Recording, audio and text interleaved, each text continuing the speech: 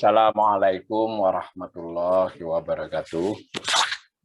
Ibu, Bapak, Saudara-saudara yang saya hormati, pada sesi ke-19 ini kita masih membahas topik perdagangan internasional dengan topik neraca pembayaran dan cadangan devisa. Nah, neraca pembayaran atau balance of payments ya, itu aslinya hanya neraca pembayaran, balance of payment atau BOP, cuma karena untuk Indonesia disebut neraca pembayaran Indonesia. Dalam buku teks suka disebut neraca pembayaran internasional karena tidak menunjuk kepada satu negara. Nah, sesuai penyebutannya dia sebenarnya sekali lagi adalah sebuah neraca, catatan tentang arus ya, arus atau aliran, flow, aliran. Nah, ini harus dipahami ya, dalam konsep ekonomi itu beberapa besaran bersifat aliran, flow, ada yang bersifat stok itu artinya sediaan. Kalau aliran itu berarti besaran tertentu selama kurun waktu tertentu. Sedangkan yang bersifat stock atau kondisi atau posisi adalah keadaan pada tanggal tertentu. Jadi beda ya. Nah, sekali lagi ini neraca yang mencatat aliran uang asing atau devisa. Nah, saya sederhanakan dengan uang asing. Sebetulnya tepatnya adalah uang asing yang diterima secara internasional. Di dalamnya ada emas. Nah, catatan lain adalah bahwa ini dilakukan atas dasar sudut pandang suatu negara. Jadi kalau neraca pembayaran Indonesia berarti dia dicatat dari sisi Indonesia. Jadi masuk dan keluar dari sisi negara Indonesia. Nah, yang dicatat tidak seluruh hal, tetapi yang diakibatkan oleh transaksi perdagangan internasionalnya. Jadi gitu ya. Nah, kita sudah belajar pada sesi-sesi sebelumnya bahwa ada yang disebut dengan transaksi berjalan, neraca juga, yang khusus mencatat arus atau aliran terkait dengan transaksi yang tidak mengakibatkan kewajiban di kemudian hari atau di masa mendatang. Jadi jual beli barang dan jasa dalam hal ini. Kemudian kita juga sudah bicara tentang transaksi modal dan transaksi finansial. Nah, modal itu in kind, modal tetap terutama, atau dikirimi uang untuk membeli modal tetap, in kind lah. Sedangkan transaksi finansial itu baik itu investasi maupun utang piutang. Nah, karena transaksi modal itu jumlahnya sangat kecil setiap tahunnya untuk kasus Indonesia, umumnya orang menyebutnya transaksi modal finansial. Atau kita bisa mengatakan komponen utama dari neraca pembayaran itu pada dasarnya dua, transaksi berjalan dan transaksi finansial. Yang satu seperti kita katakan tadi, jual barang dan jasa, sedangkan yang transaksi finansial ini merupakan transaksi yang mengakibatkan hak dan kewajiban di masa mendatang. Jadi kalau berutang ya ada kewajiban mengembalikan ditambah dengan bunga yang ditentukan.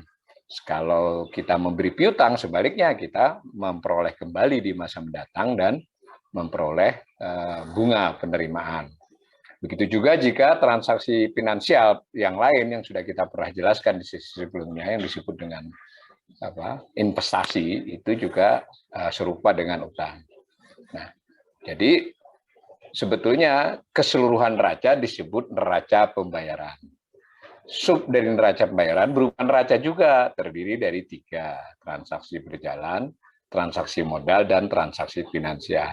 Di dalam transaksi berjalan ada beberapa neraca, kita sudah belajar kemarin, ada neraca barang, ada neraca jasa-jasa yang terdiri dari 12 macam, ada neraca pendapatan primer, dan ada neraca pendapatan sekunder. Di dalam transaksi finansial ada neraca investasi dan neraca kompensasi tenaga kerja. Jadi neraca di dalam neraca. Nah, yang dimaksud dengan devisa itu pada prinsipnya adalah hard currency ya, mata uang keras, mata uang yang bisa dipakai untuk melakukan transaksi internasional, cenderung diterima lah oleh banyak negara. Nah, kalau dikatakan devisa di Indonesia, cadangan devisa itu berarti adalah dalam penguasaan otoritas ekonomi Bank Indonesia. Jadi hari ini tadi kayaknya diumumkan tuh posisi per bulannya. Penguasaan ya, bukan pemilikan, ini penting ya. Ya sebagaimana juga kayak bank itu kan dia ada uang orang kan yang ditaruh, yang disimpan ya, tapi si bank kan tidak perlu izin, tidak perlu memerlukan izin dari pemiliknya untuk menyalurkannya ke dalam kredit. Itu soal teknis pengelolaan saja. Jadi tidak salah jika dikatakan seluruh mata uang asing dan emas ya, nanti kita akan belajar apa saja rinciannya, yang disebut dengan devisa, keseluruhannya adalah cadangan devisa, itu yang dalam penguasaan otoritas ekonomi, dalam hal ini Bank Indonesia. Semua dinyatakan dalam dolar, bahwa bentuknya ada euro, ada yen, ada emas, ada SDR, dan lainnya, itu dikonversi ke dalam dolar Amerika. Jadi pernyataan bulanan tentang posisi cadangan devisa adalah dalam satuan dolar Amerika. Bentuknya tidak. Nah, kalau saya sederhanakan ini dari saya, itu bisa diibaratkan neraca pembayaran itu adalah catatan perubahan isi dompet. Nah, perubahan isi loh ya, bukan isinya. Isinya adalah posisi cadangan devisa negara Indonesia. Gitu ya. Meskipun isi dompet nanti tidak hanya karena neraca, tapi secara umum lebih karena neraca pembayaran. Jadi kalau disederhanakan, neraca pembayaran adalah catatan tentang perubahan isi dompet negara Indonesia selama setahun, sedangkan posisi cadangan devisa adalah isi dompetnya. Nah, perlu digarisbawahi kata-kata negara. Ini banyak sekali di netizen yang confuse ya, tumpang tindih, termasuk kayak utang. Disebut utang luar negeri Indonesia ya lain dengan utang pemerintah. Utang luar negeri berarti negara yang berutang, negara ya ada swasta, ada masyarakat, ada pemerintah. Begitu juga dengan neraca pembayaran, ini neraca pembayaran Indonesia, bukan neraca pemerintah Indonesia, lain. Karena itu ya dia mencatat seluruh transaksi penduduk Indonesia terhadap pihak non penduduk asing. Nah, pada tahun 2020 yang lalu itu selama setahun isi dompet akibat NPI bertambah 2.597 juta, 2,6 miliar dolar. Nah, kita lihat angka-angkanya. Bagaimana neraca pembayaran disajikan di slide berikut. Neraca pembayaran itu disajikan ya sesuai dengan komponennya tadi. Ada komponen transaksi berjalan di nomor 1 Romawi, transaksi berjalan. Di situ saya pecah menjadi sesuai dengan data dari Bank Indonesia. Itu ada 4 triwulan. Triwulan 1, triwulan 2, triwulan 3, triwulan 4. Jadi selama setahun menjadi totalnya. Nah, transaksi berjalan kan kemarin kita sudah belajar, ada barang, ada jasa, ada pendapatan primer, ada pendapatan sekunder. Nah, yang transaksi berjalan itu keseluruhannya minus 4.452 juta, 4,45 miliar. Ya, di dalam masing-masing ABCD itu barang, ya ada yang bersifat kita menjual, mengekspor, menerima devisa. Ada yang bersifat membeli, itu keluar devisa, kan berarti dicatat. Kita kemarin sudah belajar untuk 2020, khusus neraca barang, itu surplus 28 miliar. Lalu kita memakai jasa pihak asing memakai jasa-jasa kita. Ada 12 macam jasa yang kemarin dirinci, salah satunya adalah jasa transportasi. Nah, secara keseluruhan 12 macam jasa itu yang masuk dalam kita defisit, jadi beda dengan barang, jadi lebih banyak memakai jasa asing dibandingkan asing memakai jasa kita, sehingga kita minus 9.687 juta atau 9,69 miliar. Nah, pendapatan primer sekaligus penyegaran ya, pendapatan primer adalah imbal jasa, balas jasa terhadap faktor tenaga kerja dan modal finansial. Yang paling besar di Indonesia adalah dalam rangka modal finansial. Jadi, apakah itu bunga ataukah itu keuntungan? Dan sama dua arah, kita juga mendapat karena orang-orang Indonesia, penduduk Indonesia ada yang berinvestasi di luar, dan kita juga membayar karena banyak modal asing ke Indonesia. Karena dicatat defisit minus 28.911 yang nomor C itu, ya memang lebih banyak faktor produksi Indonesia, faktor produksi asing yang dipakai di Indonesia dibandingkan sebaliknya. Lalu pendapatan sekunder terutama sekali terkait dengan transfer personal ya. Salah satunya adalah remitansi tenaga kerja. Kita surplus karena lebih banyak penduduk Indonesia di luar negeri yang mengirim duit ke Indonesia dibandingkan Indonesia mengirim ke luar negeri. Transaksi modal itu sekali lagi itu terutama bersifat hibah, ya, hibah in kind ya, barang. Jadi kalaupun dikirim uang juga dalam konteks sudah dipastikan untuk barang apa. Ini memang kecil, hanya 37 juta ya. Itu pernah agak gede sampai 1 miliar, 2 miliar ketika tsunami Aceh. Jadi kita tidak bahas. Nah, yang ketiga yang kita perlu bahas adalah transaksi finansial. Sesuai bentuknya kita sudah bahas, ada investasi langsung, portofolio, derivatif, dan investasi lainnya. Secara keseluruhan, kita memperoleh modal yang masuk. Berarti kan lebih banyak modal asing yang masuk ke Indonesia daripada yang keluar. Bedakan nih ABCD ini dengan ABCD di transaksi berjalan. Nah, ABCD di sini bersifat menimbulkan kewajiban. Kalau kita investasi keluar, ya suatu saat bisa kita tarik. Kalau kita memberi utang, suatu saat kita dibayar. Dan sebaliknya, kalau kita berutang atau orang investasi. Nah, yang ABCD di transaksi finansial 3 Romawi ini berdampak kepada 1C di atas, di pendapatan primer. Nah, mudah-mudahan bisa mudah dipahami ya. Berdampak di atas. Jadi kan kalau kita banyak modal asing masuk, kita maka dapat duit, dompet kita bertambah. Ingat, tadi neraca pembayaran adalah dompet, isi dompet kita bertambah. Tapi sebagian isi dompet itu ada yang karena kita menjual barang, karena kita menjual jasa, ada juga karena orang lain memberi utang atau orang lain titip untuk investasi. Ya, ini memang perlu analisis yang mendalam dan menyangkut banyak aspek. Kalau cuma 1 tahun, 5 tahun, tidak bisa kita mengambil kesimpulan baik atau buruk. Ya, mestinya kan memang keseluruhannya. Nah, begitu ya. Nah, yang disebut dengan neraca keseluruhan itu sebetulnya penjumlahan 1, 2, 3. Nah, 2 kecil kan. Nah, hanya saja sebagaimana rumah tangga, kan kita mencatat nih, duit keluar, duit masuk, keluar karena apa, masuk karena apa. Ternyata duit di dompet kita itu bisa kelebihan, bisa kurang dari catatan kita. Nah, kira-kira begitu kan? Sama dengan negara, sudah dicatat dengan rapi pun, loh kok saldonya lebih besar daripada nilai saldo transaksi, atau sebaliknya. Nah, ini apa ya yang tidak tercatat? Nah, kira-kira gitu kuncinya. Ada yang tidak tercatat, sehingga disebut dengan selisih perhitungan bersih yang nomor 5 itu ya.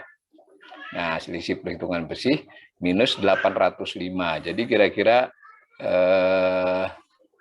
menurut perhitungan kita mestinya 3.402 juta, 3,4 miliar. Kok duit di dompet hanya ada 2,6 miliar? Ya, berarti ada selisih 800 juta yang nggak tercatat. Ini secara teoritis adalah karena ada yang tidak tercatat, tapi secara teknis, kalau analisisnya bertahun-tahun bisa mengindikasikan soal transaksi ilegal atau penyelundupan. Karena kan barang keluar masuk, apakah itu yang memang barangnya legal, tapi prosesnya adalah penyelundupan, atau narkoba misalnya, atau barang terlarang lainnya yang memang barangnya juga ilegal, jual belinya ilegal, tetapi duit keluar masuknya bisa lewat instrumen legal gitu kan, sehingga tidak kelihatan ini apa yang diperjualbelikan. Nah, itu bisa juga macam-macam ya, tapi intinya Indonesia itu selisih perhitungan bersih itu cukup banyak, dan selisih ini biasanya sedikit berubah, makanya diberi tanda bintang, biasanya sampai setahun ya. Neraca pembayaran itu bersifat angka sementara. Ini yang saya tampilkan 2020 ini masih sementara, ini ada kemungkinan nanti di Desember nanti itu ada perubahan sedikit akibat ada catatan-catatan yang bisa diperbaiki. Itu namanya neraca pembayaran keseluruhannya ini. Berarti neraca pembayaran Indonesia tahun 2020 mengalami surplus sebesar 2.597 juta atau 2,6 miliar dolar. Nah, bagaimana dengan tahun-tahun sebelumnya? Ini kan tahun pandemi, ya toh? Bagaimana dengan tahun-tahun sebelumnya? Nah, kita bisa melihat jauh ke belakang karena analisis ekonomi itu makin kita waktunya makin panjang, itu makin kita mendapat gambaran yang lebih utuh tentang sebuah perekonomian. Apalagi jika masing-masing tahun atau setiap kurun beberapa tahun kita memiliki informasi-informasi terkait dengan perdagangan internasional. Misal pada tahun-tahun itu terjadi kenaikan harga migas atau penurunan harga migas atau batu bara, itu kan mempengaruhi. Begitu juga ada kejadian-kejadian kita mengalami booming kenaikan dalam komoditas tertentu karena ada permintaan pasar yang kuat dan kebetulan kita mampu memproduksinya dan seterusnya. Bisa juga terkait dengan kurs karena biasanya kalau harga barang kita terasa murah mungkin bisa menimbulkan peningkatan permintaan. Terasa murah berarti karena rupiahnya melemah. Nah, tapi ini kan hipotetis semua. Teorinya ada, tetapi tentu harus dikaji berdasarkan fakta-fakta Indonesia. Nah, yang paling kanan tadi adalah yang tahun 2020. Kita surplus 2.597 juta. Lebih kecil dibandingkan tahun 2019 yang 4.675 dan seterusnya. Nah, kalau kita lihat dari tahun 81, jadi grafik ini dari tahun 81, itu 81 sampai 1996 kita mengalami surplus neraca pembayaran 12 kali dan defisit 4 kali. Jadi banyak surplusnya ya. Nah, 1997, wah itu salah itu. 1997 sampai 1999. Jadi 3 tahun, 97, 98, 99. Defisitnya itu lebar. Ya, jadi kita defisit neraca pembayaran. Nanti kita akan lihat sebenarnya transaksi berjalan surplus, cuma banyak modal yang pergi keluar. Karena takut kan, sehingga secara keseluruhan neraca pembayaran itu defisit di tahun 3 tahun itu. Tetapi di tahun-tahun lain bisa sebaliknya, transaksi berjalannya defisit, jual beli barang dan jasa ya. Tetapi neraca pembayarannya surplus besar. Kenapa? Karena banyak modal asing yang masuk ke Indonesia. Jadi kita harus benar-benar mulai memahami ya, tidak sama neraca pembayaran dan transaksi berjalan. Transaksi berjalan adalah bagian dari neraca pembayaran. Current account dengan balance of payment. Ini standar internasional mencatatnya. BI tidak bisa suka-suka. Nah, lalu 2013 sampai dengan 2018, oh ya ini bisa kita tambahkan ini. Defisitnya lebar. Meskipun sepanjang 1999 sampai 2020 defisit surplus 15 kali, defisit 7 kali. Jadi dibandingkan masa lalu sudah mulai imbang surplus dan defisitnya. Hanya dari grafik ini tampak juga ketika surplus kita cenderungnya besar. Kalaupun sempat defisit, itu defisitnya tidak terlampau besar. Jadi secara umum, neraca pembayaran Indonesia ini memang punya kecenderungan lebih banyak surplusnya, baik kuantitasnya, maksudnya berapa kalinya dalam tahun, hitungan tahun, maupun besarnya. Nah, cuma kita sudah belajar dari sesi sebelumnya, hal itu lebih dikarenakan modal asing yang masuk, transaksi finansial dibandingkan karena transaksi berjalan. Apakah itu karena investasi langsung, foreign direct investment, PMA, apakah itu karena portofolio orang membeli SBN atau surat utang korporasi Indonesia, dan seterusnya. Nah, mari kita lihat bahwa tadi kan kita bicara bahwa transaksi neraca pembayaran ini adalah tentang perubahan isi dompet. Isi dompetnya sendiri seperti apa perubahannya yang disebut cadangan devisa. Nah, ini saya cantumkan yang akhir tahun 2020. Nah, sedangkan cadangan devisa ini diumumkan oleh Bank Indonesia tiap bulan. Hari ini tadi kalau tidak salah sudah diumumkan untuk posisi berarti posisi Agustus ya kalau tidak salah. Agustus sampai Juli. Agustus mestinya. Akhirnya ini sementara yang di grafik ini adalah akhir Desember, 30-31 Desember. Nah, paling kanan itu kita mendapatkan 135,90 miliar dolar. Jadi isi dompet yang dikuasai oleh Bank Indonesia, dikuasai oleh otoritas moneter yang berada dalam wilayah moneter Indonesia itu sebanyak 135,90 miliar. Nah, itu meningkat 5,2% dibandingkan 2019 dan seterusnya. Kalau kita lihat grafik itu, kita lihat dulu yang batang biru ya. Batang biru menunjukkan nilai dengan skala kiri. Skalanya itu adalah juta dolar. Jadi kalau di situ tercatat 135.897 artinya 135.897 juta US dollar. Berarti 135,89 miliar. Ya 2000-an triliun kalau pakai kurs sekarang. Nah, kita bisa melihat perubahan yang biru dari tahun ke tahun. Nah, bisa naik, bisa turun, dan kecenderungannya tetap bahwa itu bisa turun. Hanya kalau dilihat dalam tahun yang panjang, sekalipun tahun-tahun tertentu dia mengalami penurunan, terjadi kecenderungan untuk meningkat. Nah, sedangkan yang garis orange itu adalah menunjukkan perubahan dari tahun sebelumnya, persentasinya, naik berapa persen atau turun berapa persen. Kalau minus turun. Pada umumnya kita mengalami peningkatan. Nah, mari kita lihat lagi. Saya tadi sudah mengatakan, isi dompet kan cadangan devisa ini. Tetapi tidak semua perubahan isi dompet itu karena perubahan neraca pembayaran. Meskipun faktor utamanya itu. Mengapa demikian? Sebab isi dompetnya itu ada euro, ada yen, ada emas. Sementara ketika dinyatakan nilainya adalah berdasarkan dolar Amerika, sehingga kan bisa ada perubahan kurs, perubahan harga emas, dan ada faktor non-transaksi.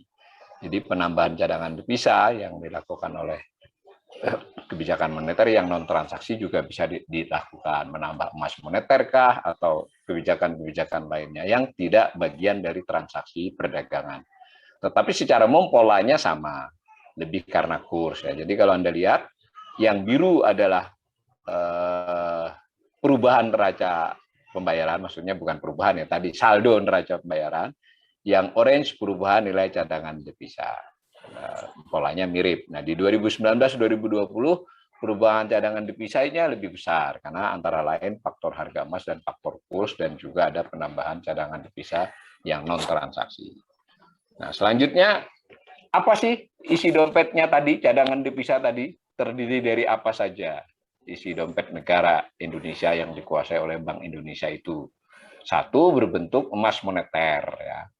Ya, emas moneter ya, nilainya 4,75 miliar.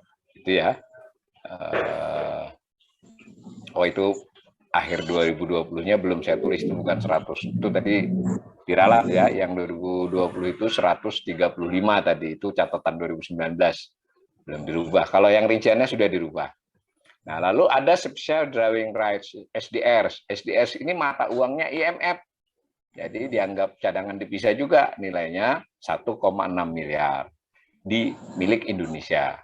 Nah, lalu ada reserve cadangan, beda ini ya. Kalau SDR itu dua macam ini punya mata uang IMF semua dan diterima untuk ekspor impor atau membayar kewajiban utang. Itu senilai 1,13 miliar. Nah, cadangan devisa lainnya yang justru banyak. Nah, ini memang agak rumit ya pembagiannya. Sekali lagi diralat yang di atas itu 135 miliar. Nah, rinciannya 1, 2, 3, 4. Nah, ini penting ya pemahaman ini, karena kita kadang netizen itu mengira cadangan devisa itu ya bentuknya uang-uang kertas atau simpanan di bank ya, padahal sedikit. Uang kertas asing ya, yang biasa kita money changers biasa itu, ditambah simpanan artinya ada rekening mata uang asing di bank, itu hanya 10,38 miliar ya, bukan hanya, sebenarnya besar juga. 10 miliar kan kita bisa bayangkan berapa triliun, tetapi dibandingkan total cadangan 135 kan dia tidak sampai 10%-nya, hanya sekitar 7%.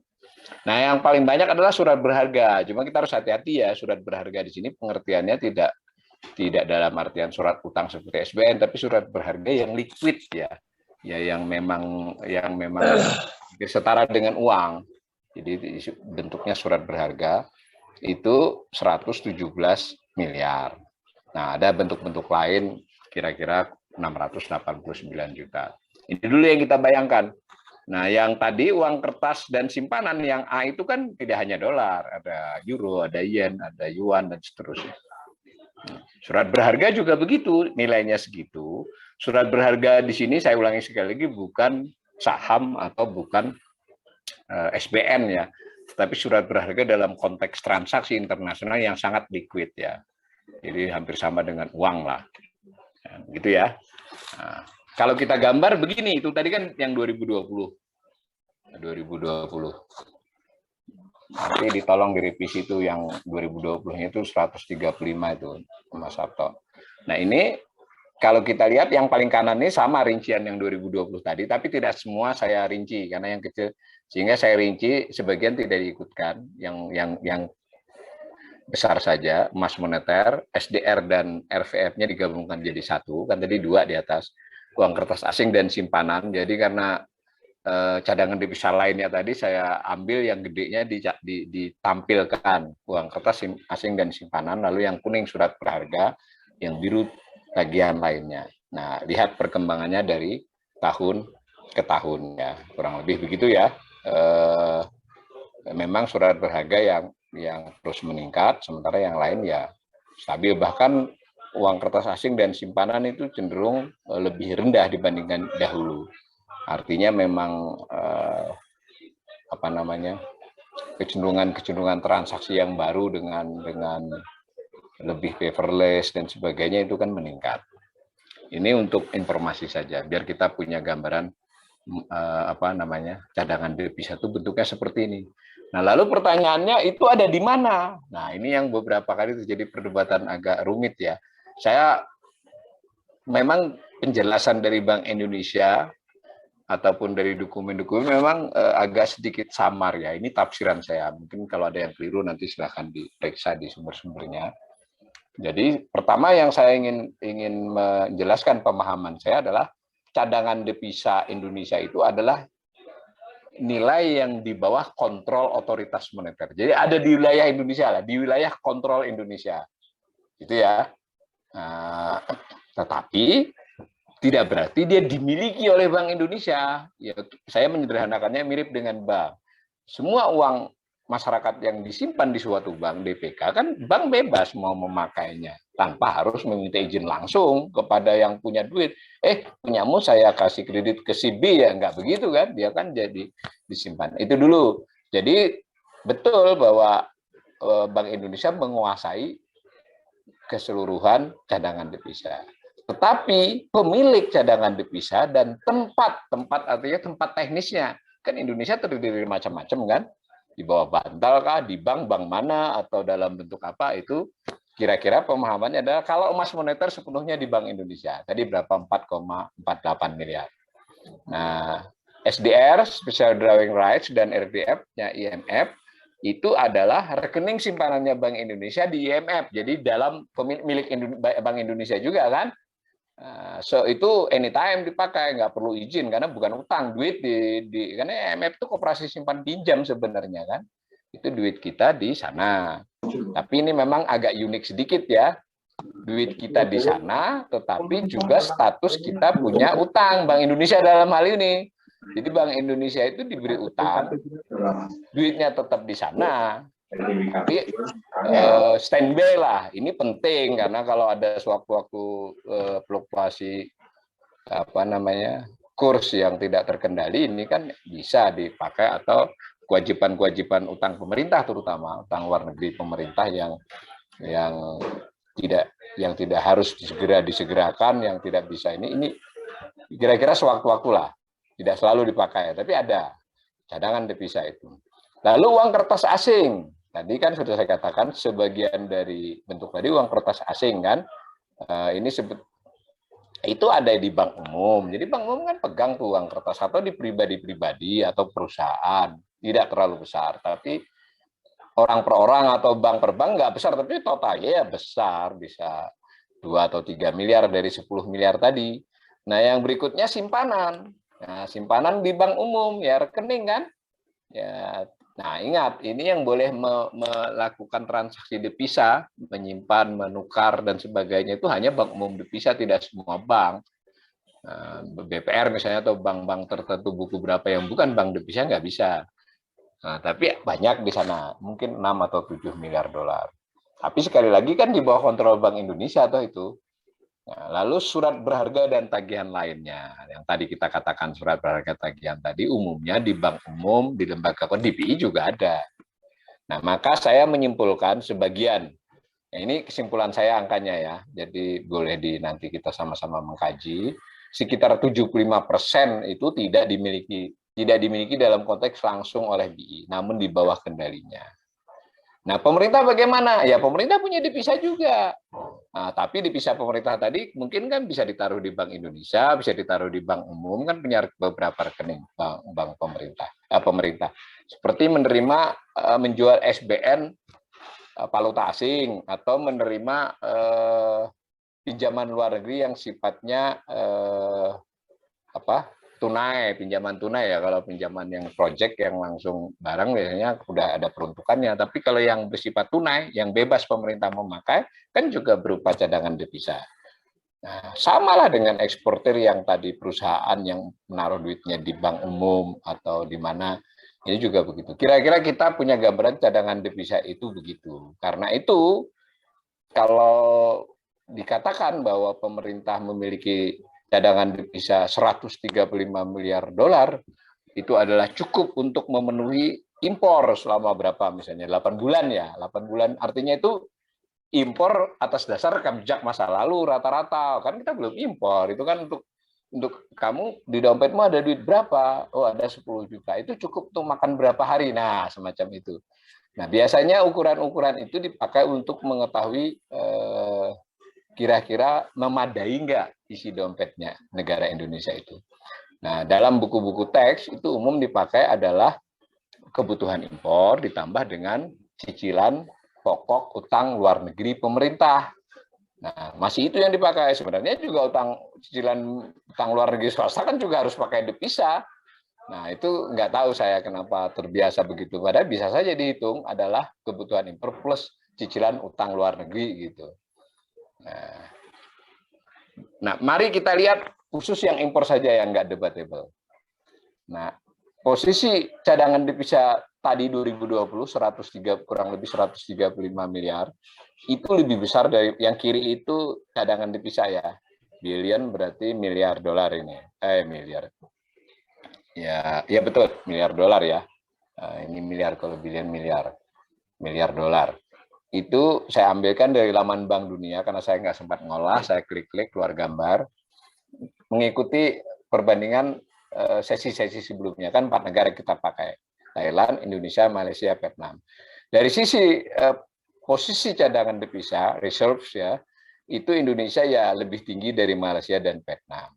Tetapi lebih kecil daripada Thailand, gitu ya gampangannya. Dan Malaysia memang mengalami penurunan cadangan devisa selama beberapa tahun terakhir. Sempat di atas Indonesia, sekarang di bawah Indonesia. Vietnam tapi yang menarik, yang paling bawah itu, biarpun masih di bawah Indonesia, dia kira-kira di tahun 2020 ini 95 miliar, kita sudah 135, tetapi lihat gambarnya, menarik kan dia? Itu menunjukkan neraca pembayaran dia, entah itu ekspor barang atau investasi ke dia, kita perlu selidiki sendiri. Tapi ini trennya Vietnam meningkat. Nah, yang kanan di masing-masing negara ini tadi dikaitkan dengan kecukupan impor. Nah, itu bulan ya hitungannya. 2 bulan, 4 bulan, yang grafik kanan, Pak Sabto. 2 bulan, 4 bulan, 6 bulan, 8 bulan impor. Nah, Indonesia juga tengah-tengah. Indonesia cadangan devisa di akhir 2020 itu dianggap mencukupi untuk 8,41 bulan impor. Tidak termasuk cicilan utang luar negeri ya. Biasanya kalau pakai cicilan luar negeri kira-kira 8 itu. Nah, lebih baik posisi kita dibandingkan Malaysia dan Vietnam. Tetapi masih kalah dengan Thailand. Jadi cadangan devisa itu kalau dibandingkan dengan kebutuhan untuk mengimpor barang, itu begitu ukurannya. Jadi ini ukuran memang standar dipakai kan, buktinya laman Bank Dunia memuat. Cuma Indonesia memakai juga tambahan, biasanya disebut cadangan devisa itu mencukupi untuk kebutuhan impor dan cicilan pokok utang luar negeri pemerintah sekian bulan. Itu berdasarkan rekam jejak masa lalu. Nah, cuma ada lagi, Bank Dunia juga melakukan perbandingan lain, maksudnya bukan perbandingan, indikator bahwa bagaimana posisi cadangan devisa negara tersebut? Nah, dikaitkan dengan utang yang paling kanan atas dulu, jangan yang grafik buatan saya, yang dari Bank Dunia sama sumbernya tadi, yang kanan. Nah, sayang Malaysia tidak ada angkanya, kan tadi kita 4 negara tuh, sehingga Malaysia tidak ada angka, bukan dari saya nggak mau masukin, karena Bank Dunia tidak masukin. Itu Indonesia terendah. Ya, saya ulangi sedikit. Jumlah cadangan devisa kita tadi nomor 3 dari 4 negara, nomor 2 besar ya, berarti bagus ya. Lalu dikaitkan dengan kebutuhan impor juga kita masih bagus. Duit kita cukup lah untuk impor 8 bulan, 8,5 bulan. Lebih baik dari Vietnam dan Malaysia tadi kan, hanya lebih buruk dari Thailand. Nah, ini karena nggak ada data. Nah, tetapi keempat negara ini cadangan devisa dibandingkan dengan utang luar negerinya. Ingat ya, utang luar negeri, bukan utang pemerintah loh. Jangan salah lagi kalau yang ikut kuliah ini. Karena utang luar negeri itu terdiri dari utang pemerintah dan utang swasta.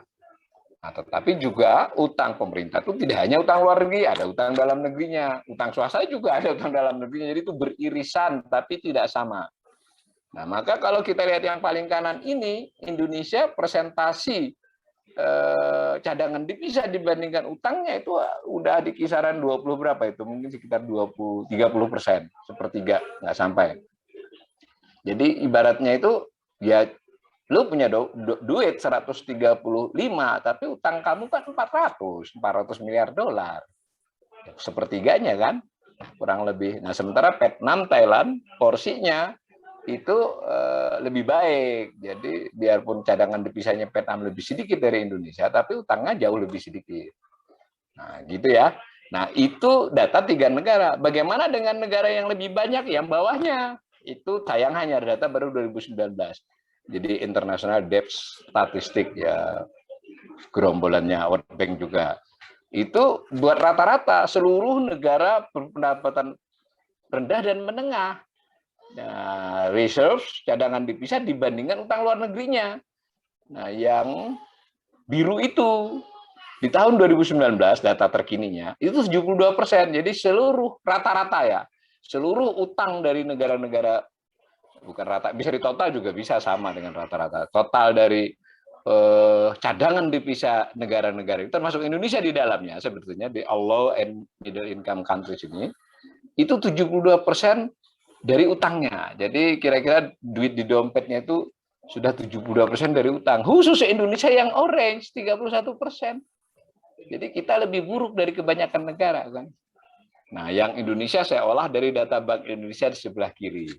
Tidak persis sama ya, karena memang ada beberapa catatannya. Tapi kan sama, ini bedanya ini 32, di sini 31.